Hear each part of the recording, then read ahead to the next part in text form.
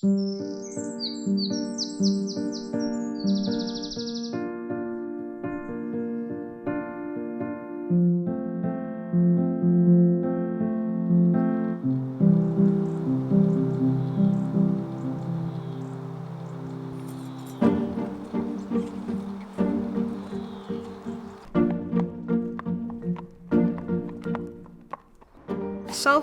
has a unique past and an exciting future, a city with rich history and significant world firsts. This has long been a city that paved the way with a wealth of innovation, creativity and ideas that shape the society we live in today.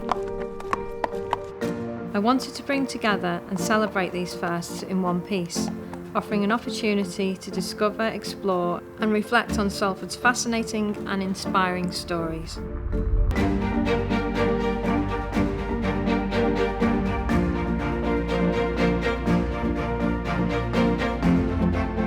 The sculpture's focal point is the horse, which has a long relationship with the city of Salford, working in underground collieries and canal systems.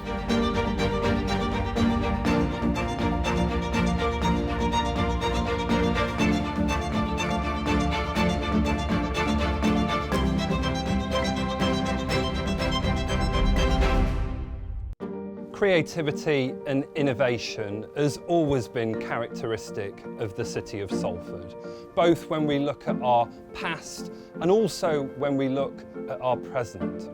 Within this sculpture, what we seek to do is celebrate those many and varied firsts in the city of Salford, which come together in one piece. We're here today, for example, at Peel Park, the first public park in the country. We're also on the site of the Museum and Art Gallery, known as the first public library in the country here in the city of Salford. Salford has many and varied firsts. In 1761, we saw the Bridgewater Canal, which really revolutionised a transport revolution, which was the precursor for what we commonly understand as the Industrial Revolution. Salford also is known for the first horse-drawn tram, the first gaslit street.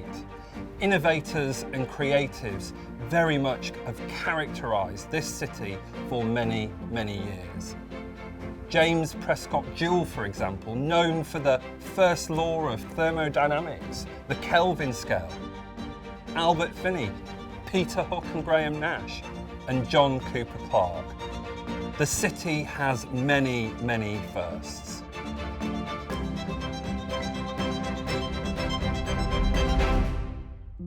When she approached me as a musician, she'd seen that I had Salford Rules written on my speaker cabs, which I always have had. People misinterpret my idea of Salford Rules as in Salford Rules, yeah! It isn't about that. When we used to play snooker in the pub and things weren't going your way, you'd always invent a rule that had to be adhered to, and it was called the Salford Rules. You'd go, hang on a minute, Salford Rules, and you'd bring out some ridiculous notion that would baffle people and enable you to get where you wanted to be. I think Salford people have a stoicism, a way of using humour to get through life with all its pitfalls. It's a heritage that I'm very proud of. Any kind of capturing of culture and celebrating of culture is always going to appeal to some people and not appeal to others. It was actually nice to be able to sit down and discuss what was going to be on it, and very flattered to think that I made it. I really am flattered. And Emma in particular was very encouraging with because I was like, me? Oh, not me, like that typical Salford attitude. So yeah, I mean, it's a way of doing a lot of things that people know about, the music side of it, Tony Wilson factory record side of it, but also the side that people don't know about. William Webb Ellis inventing rugby, things like that I didn't know. So I'm learning in the same way, also the normal things like Lowry and stuff like that. So yeah, I mean, we've got a lot to celebrate, and this I think, and I'm hoping, will be one of those things that sparks people's imagination.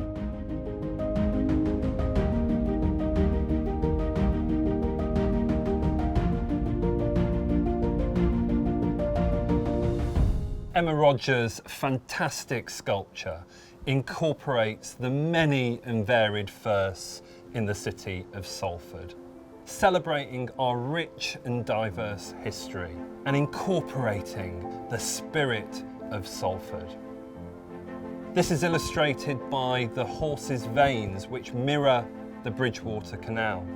The train tracks represent the first railway across Eccles and Chat Moss. The books in the mane of the horse represent the first public library. The sculpture also celebrates Salford's many and varied sons and daughters. People like Emmeline Pankhurst, L.S. Lowry. The poppy in the sculpture represents the Salford Pals in the First World War. The berries also celebrate our really strong relationship with Vimto and the mass production of Vimto here in Salford. And importantly, the dash hound as part of the sculpture celebrates the relationship with Harold Riley, continuing to really trace the social history of Salford following L.S. Lowry. Emma had a conversation with Harold, and looking at his sketchbook of Salford dogs, Harold chose the dash hound to become part of the sculpture and Salford's firsts.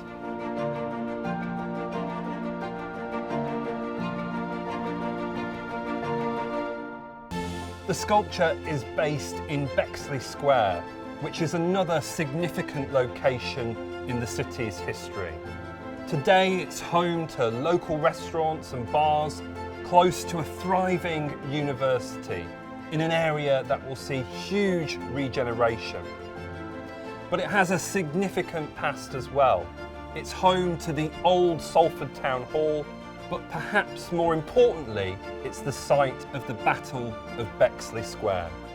This was a protest march that took place on October the 1st, 1931, organised by the Salford branch of the National Unemployed Workers Movement. The march was in protest against the injustice faced by the working class people of Salford. Marchers were confronted by the police on foot and on horse, almost reminiscent of the Peterloo massacre, and a standoff ensued. What the history of this site does reflect is the continuing unwillingness Salfordians have faced with injustice. It's a proud city with proud people who work hard and fight for fairness. It's right that this sculpture recognises the city's first.